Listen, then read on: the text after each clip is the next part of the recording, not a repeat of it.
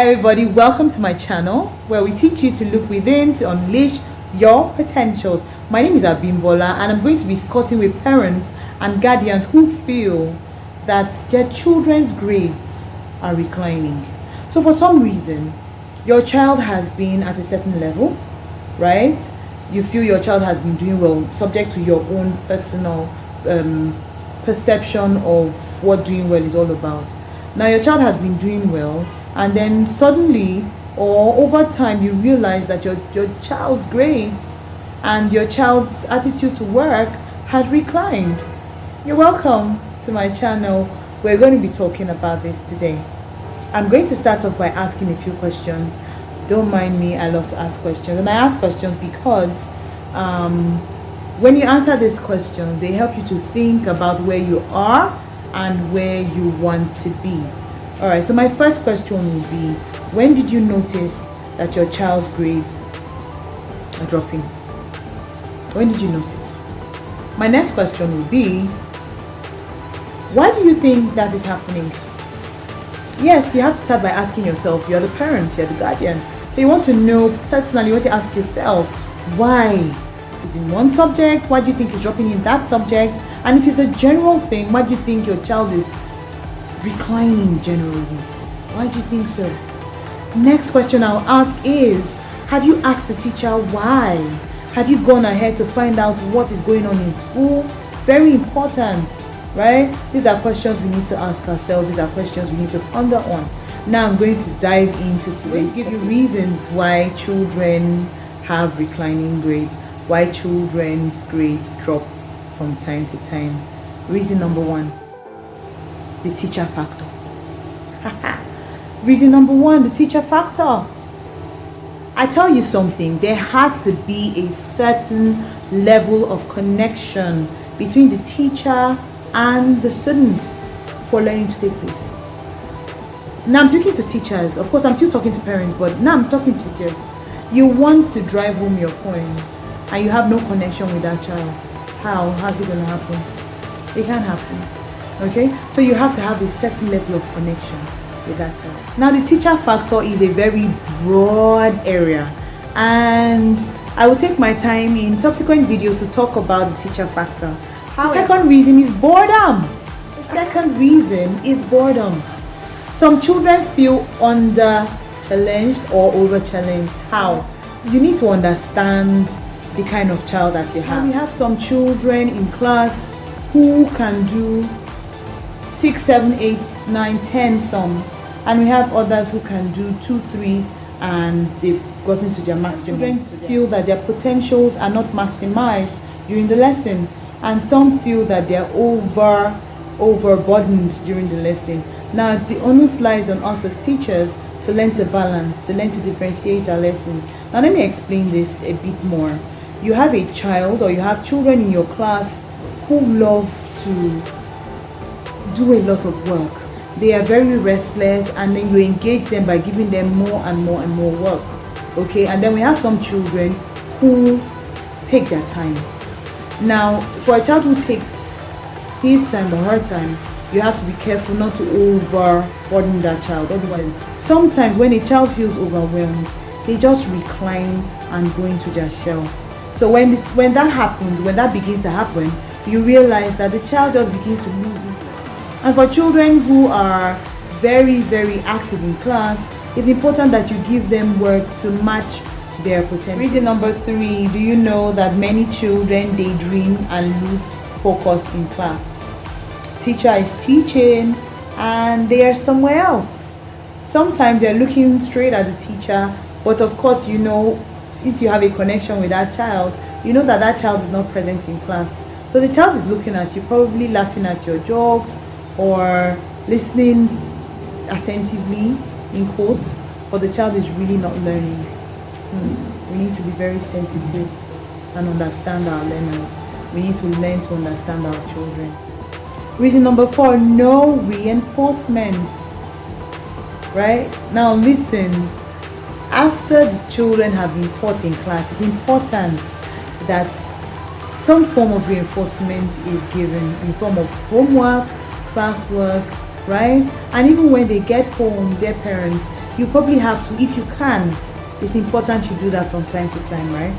Okay, look through their notes and just ask questions, find out what they have done in school for the past week or that day or the week before and all of that. Just find out how the child is faring, have conversations, ask questions. Reason 5, some children do better when it comes to extracurricular activities. Some children just don't feel they are cut out for all that academic work. So I tell you something, you will see some children who are perfect, almost perfect, when it comes to running, athletics generally, football, and one sport or the other, or music, or one extracurricular activity or the other. So you see that there are children who have strengths in that area and who just feel that, the stress of academic work is just not it for me. I'd rather sing or rather draw. Another reason could be because the child is not happy. In some cases, children get depressed. Wow, that's kind of unbelievable. I tell you, yes, children can become very unhappy to the point that they are depressed. But the question is, why should a child be unhappy? There are several reasons why children are unhappy. One reason is the home front. What does your home front look like? Is it toxic? Is it a place where the child gets insulted all the time? Is it a place where the child gets no rest at all? Where you have issues with your spouse and the children are exposed to these issues? These are some of the reasons why children are depressed. Another reason is the fact that children lose focus.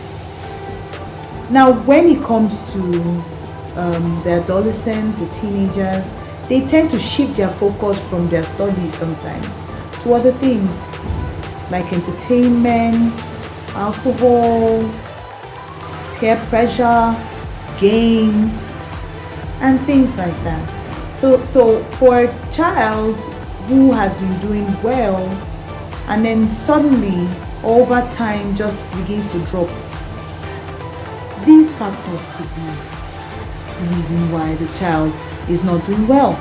Another reason is that some children just feel that no one believes in them. Now, let me quickly chip this in. When last did you tell your child that you love him, you love her, and that you believe in them? Have you said that? Have you looked your child in the eye recently? And have you said these words to them? It's very important. No matter how young they are, or no matter how old they are, it's important that you just let them know that you believe in them, you trust them, and you know they will do well. Okay, so it's important that we always speak to them. Otherwise, they just feel that nobody cares. They're just going to school. Mom and dad are busy. They don't have my time. These are things that run through the minds of our children. My parents don't have time for me. They're busy making money, which is important, don't get me wrong. But in the mind of a child, they want to know that my mom and dad appreciates the effort I'm putting into my work and they're with me all the way. Now, another reason is that some children just do not understand what they have been taught. Simple. They just don't understand, right? Some children are not very expressive. They don't want to raise their hand and say they don't understand, or get home and tell mom and dad they don't understand. They just feel like, let me keep it to myself. I don't want to burden anyone with my troubles or the fact that I don't understand. I don't think I need to tell anybody about that. So they just keep it to themselves, and over time their grades begin to show that there's something wrong. That is why I also advise that even if you have a child who is doing extremely well, who is a high flyer, it's important that you follow up that child all the time, because some high flyers miss it along the way, and because they have always been up there, sometimes they feel ashamed, or they just feel that they shouldn't tell anyone, that they do not understand some of the things that are going on in the class. Everyone looks up to them and just feels they know it, so we assume sometimes, and these are things that affect the children.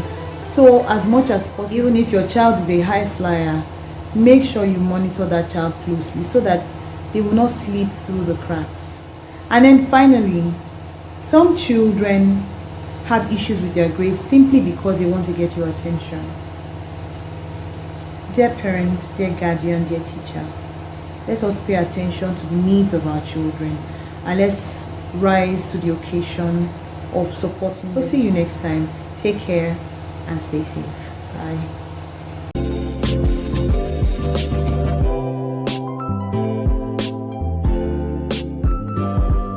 Don't forget to subscribe. Don't forget to comment. I'd love to read from you.